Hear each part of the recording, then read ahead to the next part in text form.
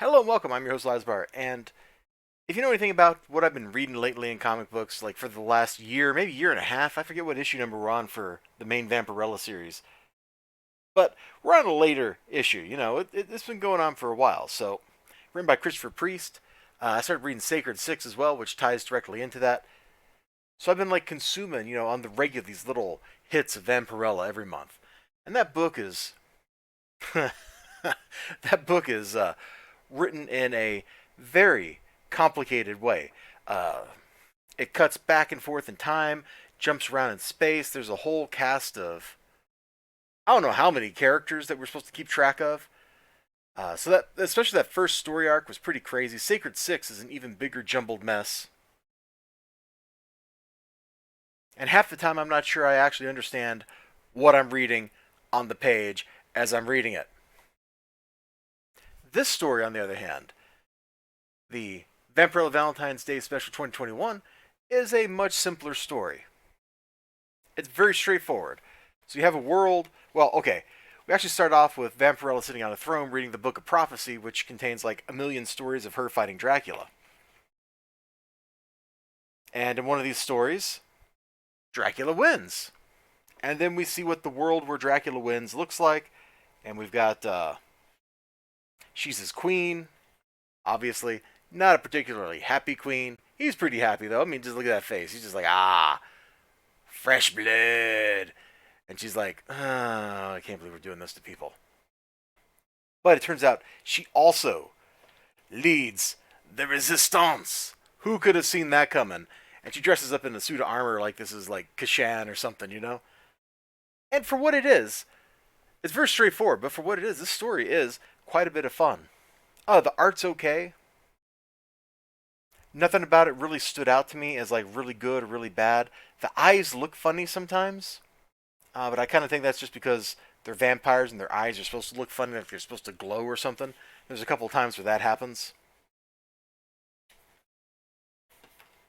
And the action when it shows up is all right. It's satisfying.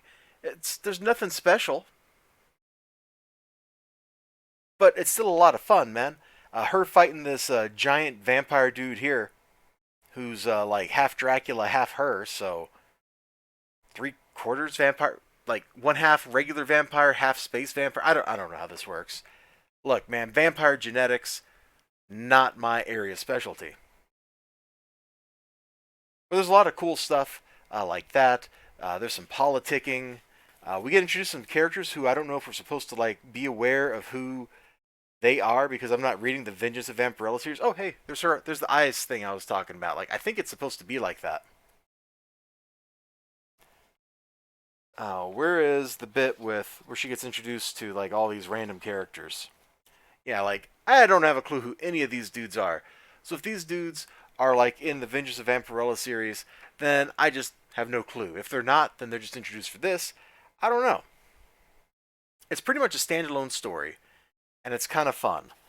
What was the price on this thing? $4.99. The read, it felt like it was a bigger book than normal. I don't know if that's actually true, but it felt like there was more pages here than you usually see in a Western comic book. I think the most important thing though was, sorry, let me put that down here. I had fun reading it. There was no real surprises. It pretty much follows a very straightforward story, and it delivers on what it says it's going to do. Now there's some that book ending with where she's reading the Book of Prophecy on one side, and then the story ends with her also reading it,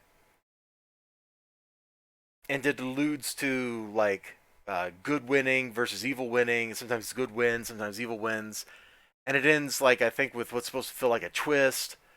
And I don't know that the book, the framing just doesn't do a whole lot for me. But apparently, maybe, let me flip to the back here.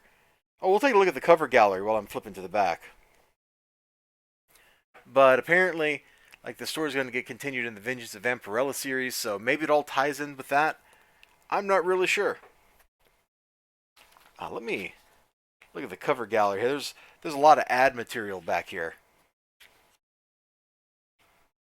There are a lot of covers. I mean, it's a Dynamite book, so of course there are approximately 200,000 covers out there.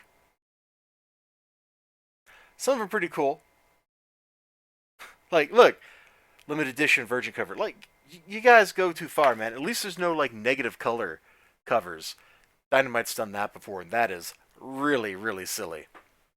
Anyway, it was an okay book. You might want to pick it up if you like Vampirella, or you like vampires, or you like vampire combat, or you like combat involving Vampirella fighting vampires. In which case, this book's going to give you some of what you want right there.